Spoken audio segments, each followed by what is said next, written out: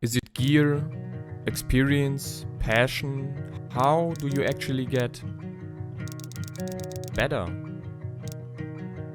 Last week I released a short addressing the topic on how I find inspiration.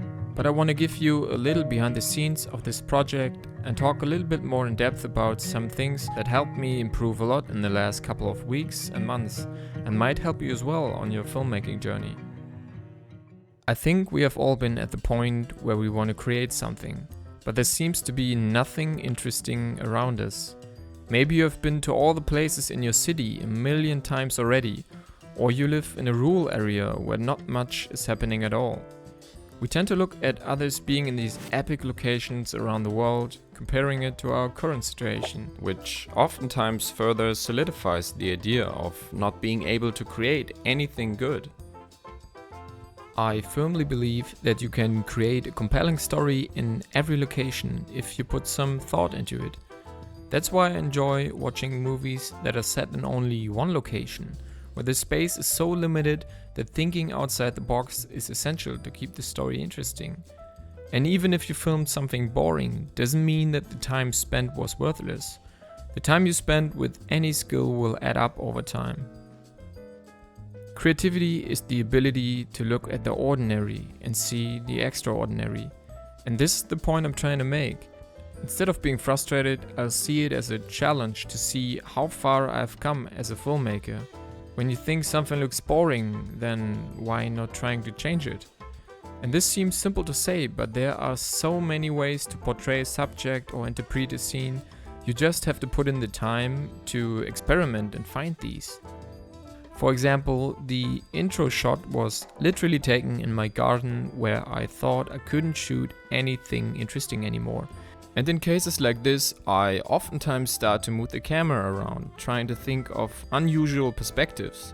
And my thought process often is, what if? What if I shoot towards the sky? What if I shoot through the leaves? Might look cool. Maybe not. And to be honest, most of the shots never make it into the final video. But if even a small fraction of the footage is amazing, then the whole hassle was worth it. And if not, that's fine too, because you might have found out a new perspective, a better way to handle noise with your camera, or just found out what you actually don't want to film. So even though it's not always enjoyable to film boring stuff, it can be valuable and sometimes even necessary. I started my creative journey in photography and specifically street photography. But as I have transitioned more into video and filmmaking over the last year, I haven't really been doing much photography at all and just recently decided to pick it up again, in the sense of applying the same philosophy of street photography for filmmaking. What I really like about it is that it's pretty casual, as you don't have to plan anything beforehand and can just walk around the city with your camera.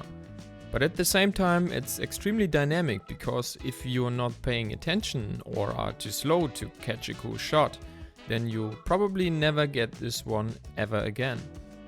Don't get me wrong, creating shot lists and thinking about compositions beforehand can be extremely valuable and important when working on bigger projects, considering time management and efficiency. But I found out that I learn the most when I give myself the room to experiment and create without any limitations or expectations.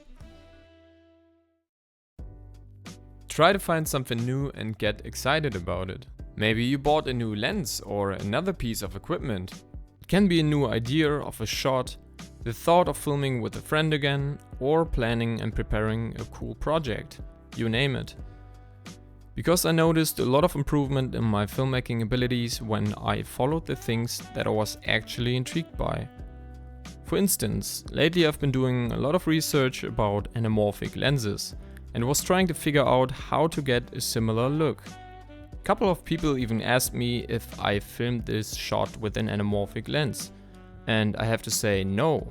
This was shot on spherical lenses only, but I wanted to mimic some anamorphic characteristics, so I built this DIY filter out of cardboard, which I put in front of my lens to make the bokeh stretch vertically to get this dreamy and rather unusual look.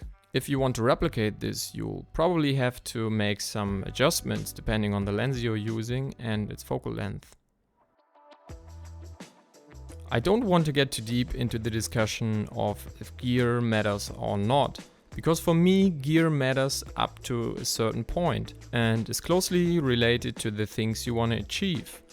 If you want to create a Hollywood movie with a phone, it's probably not going to work, but being realistic about your goals is saving you from false expectations later on if things don't work out.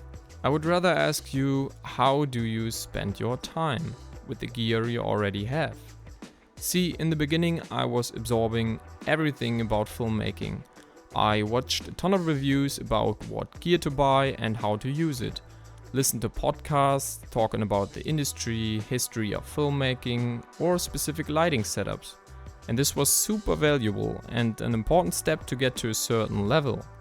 But at some point I realized that I need to shift my focus towards actually going outside to try out the things I've learned about and making my own mistakes to find my style and voice in filmmaking. So I'd say try to find a balance between consuming and producing.